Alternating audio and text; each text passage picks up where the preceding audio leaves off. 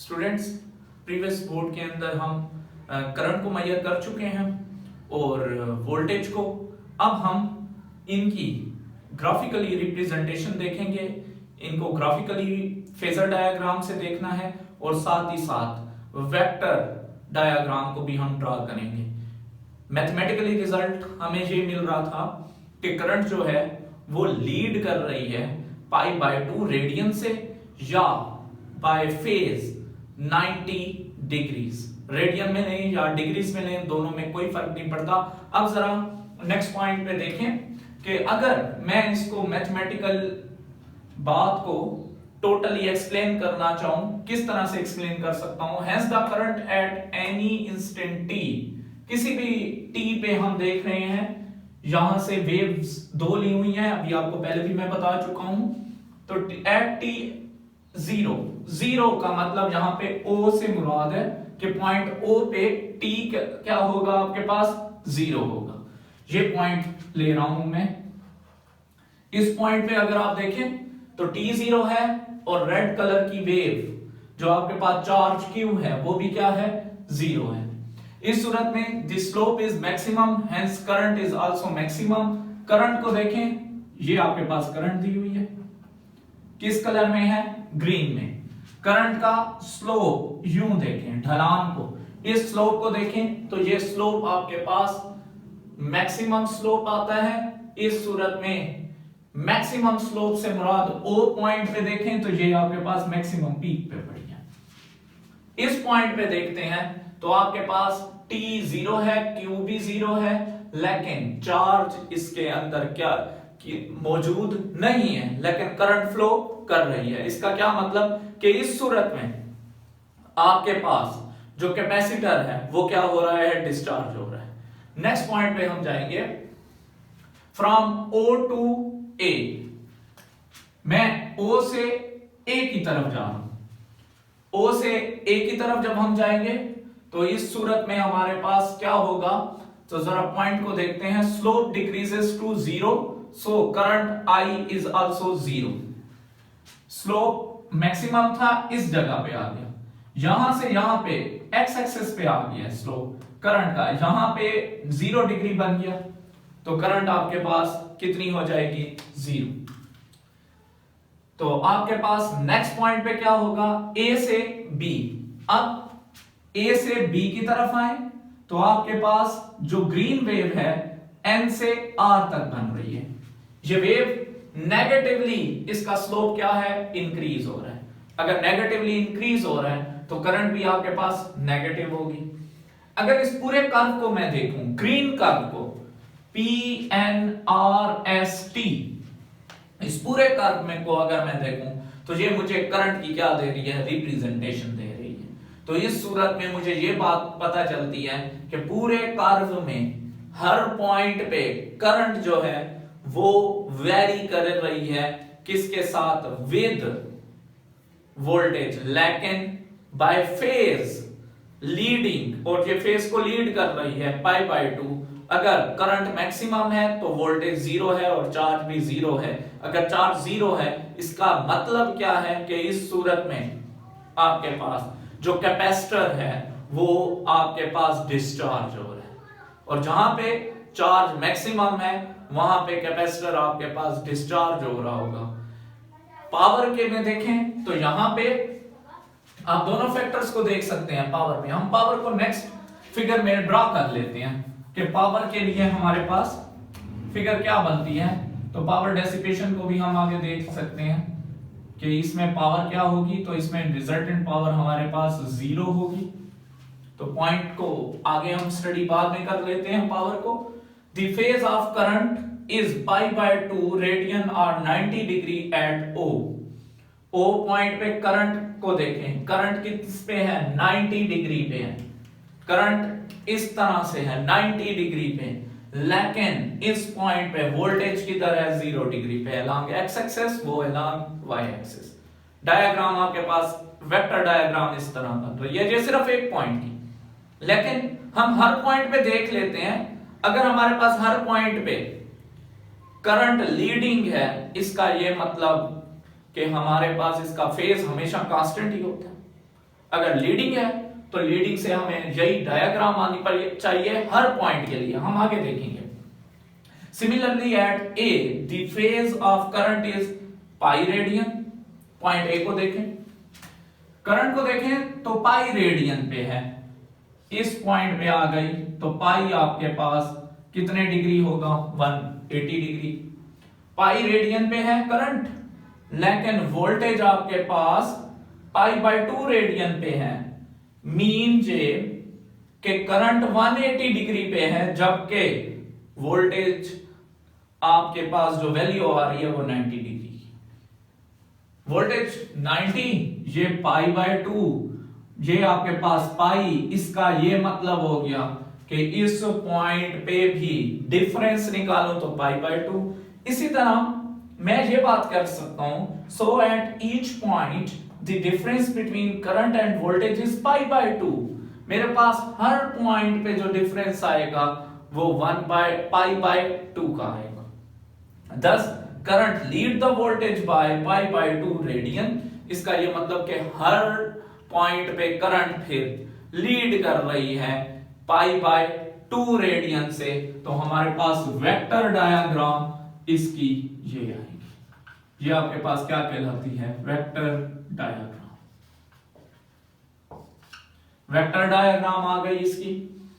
अब next point पे हम देखेंगे, इसको अगर मैं टेबल के तौर पे शो करना चाहूं तो टेबल में हम किस तरह से शो कर सकते हैं, as shown in the table. इसको टेबल में हम शो कर देते हैं। पहले पॉइंट को दोबारा से देखें तो हमने शुरू कहां से किया था, फेज लिया था करंट का पाई बाय 2 और हर वैल्यू को और आपके पास रेडियन में फेज किस पे मौजूद था, वोल्टेज थी 0 पे। तो 0 से हम स्टार्ट लेते हैं। ये वैल्यूज रेडियन में है और ये आपके पास डिग्रीज में है। दोनों में से एक को आप प्लॉट कर सकते हैं, दोनों को इकट्ठा कर लें बहुत बेहतर होगा। थीटा बराबर है ओमेगा टी की, ओमेगा टी की वैल्यू 0 या 0 डिग्री पुट करें, sine 0 0, anything multiply with 0 V become 0। I is equal to I naught sin pi by 2 plus omega 2 omega T है। ओमेगा टी को आपने पुट क्या करना है, 0, तो sine pi by 2, pi by 2 90 degree, 1 आ जाएगा, I naught 1 से मल्टीप्लाई होगा I naught। इसका ये मतलब कि करंट मौजूद होगी मैक्सिमम, लेकिन वोल्टेज क्या है 0। चार्ज भी इधर क्या होगा 0, चार्ज के लिए भी टेबल बनाया जा सकता। Similarly pi by 2 90 degree put करेंगे तो V नॉट करंट 0, यहां पे पुट करेंगे पाई बाय 2 के बाद पाई 180 डिग्री। जब 180 डिग्री आप पुट करते हैं तो आपके पास V किसके बराबर आता है, 0 के। I minus I not, R पे बात होगी। नेक्स्ट पॉइंट पे हम जाएंगे तो आपके पास 270 डिग्री पुट करेंगे तो माइनस वी नॉट, आपके पास ये 2 माइनस वी नॉट, इधर करंट क्या है 0। 2 पाई 360 डिग्री है, V इज इक्वल टू 0, लेकिन I is equal to I naught. हर पॉइंट पे हमने देखा कि करंट जो है वो लीडिंग है, जबकि वोल्टेज जो है वो लैगिंग है। अब जब भी करंट पास होगी तो कोई तो कैपेसिटर अपोजिशन रखेगा। हमेशा किसी भी कंडक्टिव मटेरियल से कोई भी जहां पे भी कंडक्शन, वहां पे जरूर अपोजिशन। लेकिन अगर हमारे पास अपोजिशन करंट की हम रेजिस्टर के लिए लें तो वो हमारे पास अपोजिशन रेजिस्टेंस कहलाती है। अब यही अपोजिशन अगर हम कैपेसिटर या इंडक्टर के लिए ले रहे हैं तो हमारे पास ये रेजिस्टेंस क्या कहलाएगी, रिएक्टेंस कहलाएगी। तो आप इसको कैसे बयान कर सकते हैं, रिएक्टेंस ऑफ कैपेसिटर या capacitive reactance. The opposition offered by the capacitor to the flow of AC is called reactance of a capacitor।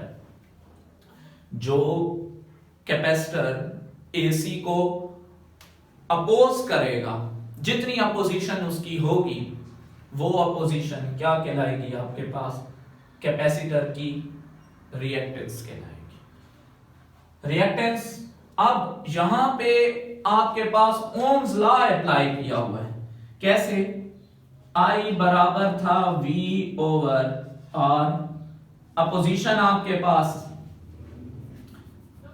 कैसे हो जाएगा, V बराबर है I R के, R बराबर आ जाएगा V डिवाइडेड बाय I के। R को अपोजिशन है, रिप्लेस किया है हमने किसे, X C से, क्योंकि रिएक्टेंस को X से और C सबस्क्रिप्ट में कैपेसिटर के लिए। इफेक्टिव वैल्यूज होंगी, क्योंकि हमेशा हमारे पास साइकिल में जो वैल्यूज ली जाती हैं वो इफेक्टिव वैल्यूज ली जाती हैं, वो आपको पहले मैं बता चुका हूं एसी सर्किट्स के लिए। आरएमएस वैल्यू का भी हमें अच्छी तरह मालूम है, हमने आरएमएस वैल्यू बाय डेफिनेशन पढ़ी थी, V naught divided by square root 2। RMS current, RMS voltage, square root 2 division में है, दोनों आपस में cancel, V naught divided by I naught, X is equal to I naught. अभी हम प्रीवियस बोर्ड में वो स्टडी कर चुके हैं, उस पार्ट को आप देख लें। तो वहां पे क्या था हमारे पास कि I नॉट बराबर लिया था मैंने omega C into V not से कैंसिल कर दें तो 1 over omega C, omega is the angular frequency, omega की वैल्यू है 2 पाई एफ सी। नेक्स्ट पॉइंट पे देखें तो इसका यूनिट फिर क्या बनेगा, इसका यूनिट आपके पास बन रहा है, और क्योंकि ये अपोजिशन है तो इसका यूनिट क्या होगा, ओम होगा। उसकी कैलकुलेशन मैं आपको बाद में बता दूंगा। रिजल्ट क्या आया, अगर मेरे पास फ्रीक्वेंसी और एक्स सी का रिलेशन मैं देखता हूं इनवर्स है, इसका ये मतलब कि फ्रीक्वेंसी अगर ज्यादा है, फ्रीक्वेंसी मैं ज्यादा लेता जा रहा हूं, बढ़ाता जा रहा हूं फ्रीक्वेंसी, तो इस सूरत में एक्स सी मेरे पास डिक्रीज होता जाएगा। जितना एक्स सी डिक्रीज होगा करंट उतनी ज्यादा फ्लो करती जाएगी। तो आपको पता तो अच्छी तरह है कि हम भी पहले पढ़ चुके हैं कि डीसी जो है वो हमारे पास उसके लिए कैपेसिटर नहीं है, वो एसी के लिए। अगर वहां पे आप लोग देखें तो एसी इजीली फ्लो करती है, जबकि डीसी के लिए फ्लक्चुएशन पैदा हो रही थी। और अगर आप इस पॉइंट को दोबारा से समझने की कोशिश करें तो आपको एक बात अच्छी तरह से समझ आएगी स्टूडेंट्स कि एसी की फ्रीक्वेंसी पाकिस्तान में 50 हर्ट्ज यूज हो रही है, अमेरिका में 60 हर्ट्ज है, लेकिन अगर डीसी है तो वो उसकी तो फ्रीक्वेंसी होती ही नहीं है, उसकी बहुत ही नेग्लिजिबल फ्रीक्वेंसी अगर है, बहुत ही कम। तो इस सूरत में आपके पास 1/0 आ जाएगा नेग्लिजिबल फ्रीक्वेंसी के लिए इंफिनिटी, तो एक्सी क्या होगा, इंफिनिटी। जब डीसी के लिए एक्सी इंफिनिटी है, मीन के अपोजिशन बहुत ज्यादा है, तो इस सूरत में डीसी तो पास ही नहीं हो सकेगी। इसलिए हमारे पास डीसी के लिए हम इंडक्टर यूज करते हैं, ना कि कैपेसिटर। रिजल्ट हमारे पास क्या आया, it depends upon the frequency, so when the frequency is small reactance will be large, तो रिएक्टेंस बहुत ज्यादा होगी। अब जरा पावर के बारे में हम पढ़ना चाह रहे थे कि पावर लॉस हमारे पास इसमें क्या होगा। तो पावर लॉस को अगर हम देखें तो पावर लॉस हमारे पास फर्स्ट पीक में हम एक और डायग्राम को ड्रा कर लेते हैं। इस डायग्राम को हम देखते हैं कि इस डायग्राम को हम किस तरह से समझ सकते हैं। तो आपके पास दोबारा से एक ग्राफ बनाते हैं, first, second, third, fourth quadrant values हैं। फर्स्ट में आप देखें, मैं आपको एक एक पॉइंट पे, फर्स्ट में अगर आप देखें तो दोनों इस पार्ट में 0 से t हाफ दोनों वैल्यूज आपके पास क्या है, पॉजिटिव है। ये भी पॉजिटिव, ये भी पॉजिटिव, वैल्यू पॉजिटिव, तो आपके पास इसकी पावर का रिजल्ट क्या आएगा, पॉजिटिव फर्स्ट साइकिल की। यहां पे पॉजिटिव। सेकंड में जाते हैं, ए से बी तक, इसको आप इस तरह से डिवाइड कर दें। फर्स्ट में पॉजिटिव, सेकंड में जाते हैं, V0 0। सेकंड के लिए आपके पास वैल्यूज क्या आती हैं, तो सेकंड में आप देखें तो पावर फिर 0, आपके पास सेकंड में क्या आ गई, ये वैल्यू को देखेंगे यहां से यहां तक, ये आपके पास I0 नेगेटिव है और ये पॉजिटिव है, तो इस सूरत में आपके पास वैल्यू क्या आ जाएगी, P नेगेटिव। नेक्स्ट पॉइंट पे हम जाते हैं, इस पॉइंट पे ये भी नेगेटिव, ये भी नेगेटिव, नेगेटिव नेगेटिव आपके पास फिर क्या आ गई, पॉजिटिव। और आखिरी साइकिल में फिर हम देखते हैं कि हमारे पास लास्ट में क्या बनता है, करंट हमारे पास पॉजिटिव है और ये आपके पास नेगेटिव है, तो फिर हमारे पास नेगेटिव, तो आपके पास रिजल्ट पावर का total positive negative after complete cycle total power dissipation कितनी हो जाएगी, 0 हो जाएगी।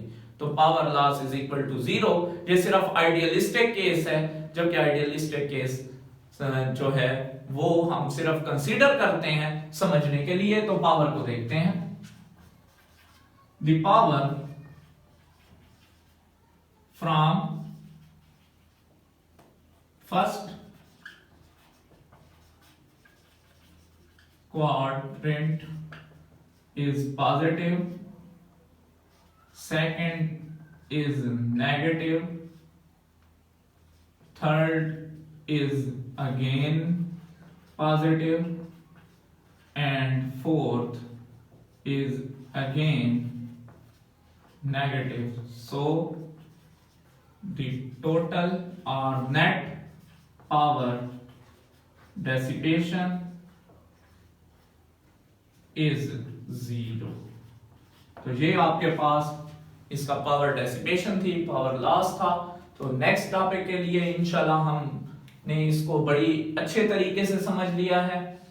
हम नेक्स्ट टॉपिक को स्टडी करेंगे, तो हम नेक्स्ट टॉपिक में क्या देखेंगे, रिएक्टेंस देखेंगे इंडक्टर की, कि इंडक्टर की रिएक्टेंस क्या है और एसी कैसे इंडक्टर के अंदर से मूव करेगी, और क्या एसी को कोई मुजाहिमत भी होती है या नहीं। तो नेक्स्ट टॉपिक में हम मिलेंगे। ओके, अल्लाह हाफिज।